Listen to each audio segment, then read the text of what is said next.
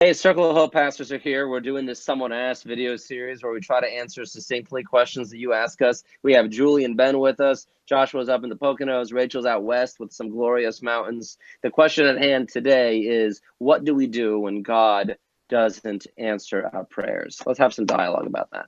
Yeah, I think the first thing that the person who actually asked me this question did right was talk about it, to ask it, where we get stuck in our own heads a lot, and so to get it out, to get it into dialogue, to discern what God is doing together in community. I'm just glad we're in that zone in the first place. Agreed. Yeah, my encouragement to people is to keep praying. Sometimes we, in the process of like continuing in our prayer, we get changed. We're praying about, some kind of circumstance or situation that we want to see changed. And if we're not seeing that happen, sometimes an answer is that we get changed in the process of our prayer. Something gets revealed to us. God meets us in a way that we didn't anticipate. That's one thing. Yeah, because when we're asking about prayer and them getting answered, I think prayer in the general conversation mostly means I'm asking God for something to happen and it doesn't happen.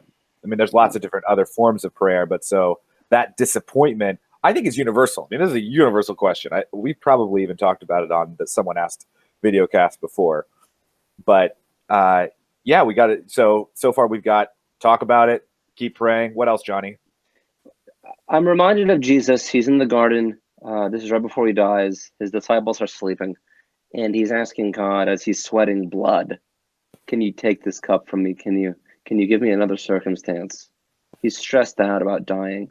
And he says at the end, he trusts God's will. And he hopes to be an active participant in it. I don't know if that's always how prayer works, but I do know that I don't have a lot else to put my trust in. Faith and trust aren't my strongest suits. So the little that I have, I give to God because I don't have someone else to put it into. And so that's how I work out my prayer. That's what I do. I trust that God will make something work. There are other things that can happen, but that's at least where I start. And that might even be a source of growing my trust in my faith. I'm reminded of this time when I was a chaplain in the hospital and a woman died and her pastor wanted to come and pray for her from quite a distance. And he wasn't able to make it before she died, but the family was adamant that the pastor needed to get access to the body. Like he comes in the middle of the night, and it's my job to get access to the body so that this pastor can pray that the woman be raised from the dead. Wow.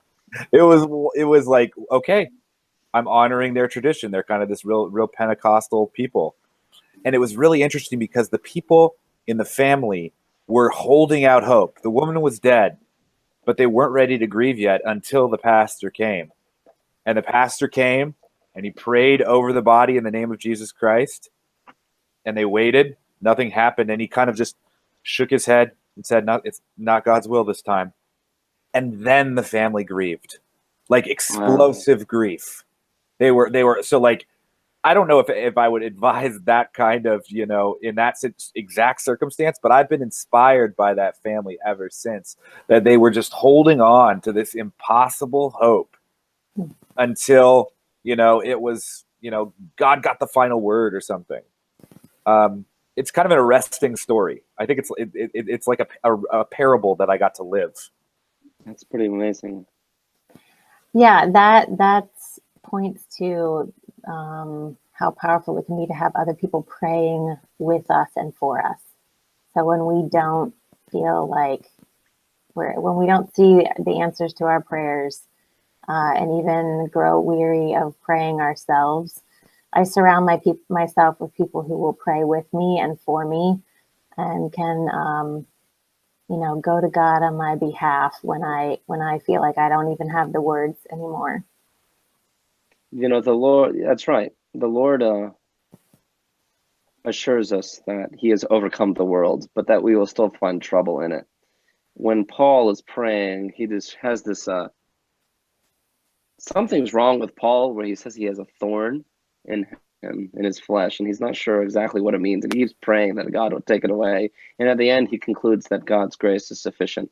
I think that that's something that we can work toward, even in our unanswered prayer. The world's full of trouble. It's full of thorny ways and things that might poke us, that might seem unjust, irrational. But the greater battle is won, and redemption and wholeness is happening now and is coming in fullness later. And for now, I hope that our unanswered prayers allow us to cling to God's grace, and understand that's okay for now and okay for us. But sometimes our unanswered prayers also can kind of lead us to conclusions, maybe about God or about the world that we don't even realize we're coming to. And so I think it helps to also talk about that, to put it out to those around us, people we trust, to people who love us and who love God, and they can help us kind of look at what's happening in us. That's right. Yeah, sounds like a cell meeting. If you haven't been to one in a while, that's where you can do that. A ready-made place for that kind of conversation. Yeah, I agree. Well, I hope we covered some ground that was helpful to you in this what can be a tricky subject. And if you valued it, if you liked it, share it around. Give it to the people that you think would be blessed by it. And if you have more questions for us to try our hand at, let us know. Until next time.